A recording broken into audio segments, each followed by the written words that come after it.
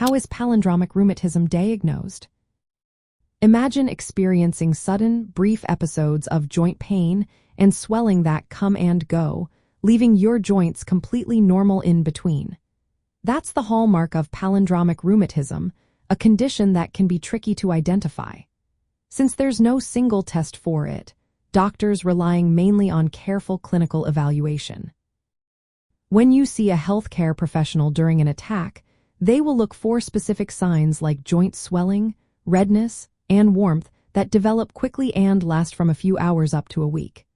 These episodes often affect just one or a few joints at a time, and different joints may be involved during different attacks.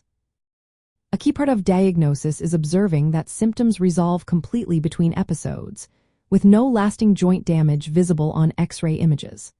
The doctor may ask you to keep a detailed record or even take photographs of affected joints during an attack to help confirm the pattern.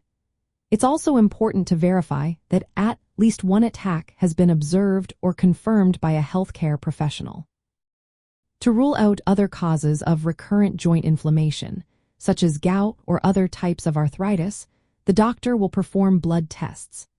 These might include tests for rheumatoid factor and anticyclic citrullinated peptide antibodies, which are often associated with rheumatoid arthritis, but they may be normal or only mildly elevated in palindromic rheumatism. Imaging tests like X-rays are mainly used to exclude joint damage or other conditions. Usually, X-rays in palindromic rheumatism show no erosions or permanent damage, which helps differentiate it from more destructive forms of arthritis. Sometimes, blood tests and imaging are combined with a thorough medical history to piece together the pattern of attacks. Experts have developed specific criteria to help diagnose palindromic rheumatism more accurately.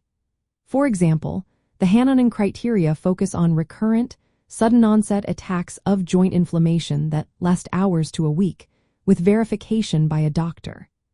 These criteria also emphasize that attacks involve multiple joints over time and that other types of arthritis are ruled out. From the perspective of rheumatoid arthritis, palindromic rheumatism is seen as a related but distinct condition. It can sometimes precede or develop into rheumatoid arthritis, so careful diagnosis and ongoing monitoring are important. Because there is no single lab test or imaging finding that definitively confirms palindromic rheumatism, diagnosis depends heavily on clinical judgment and pattern recognition.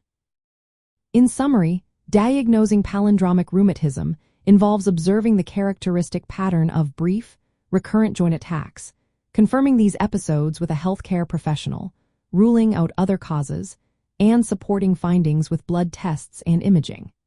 It's a process that requires careful attention and expertise, and it's always best to work closely with a rheumatologist to ensure an accurate diagnosis and appropriate management. If you experience these symptoms, seeking medical advice is essential to understand your condition and explore the best treatment options.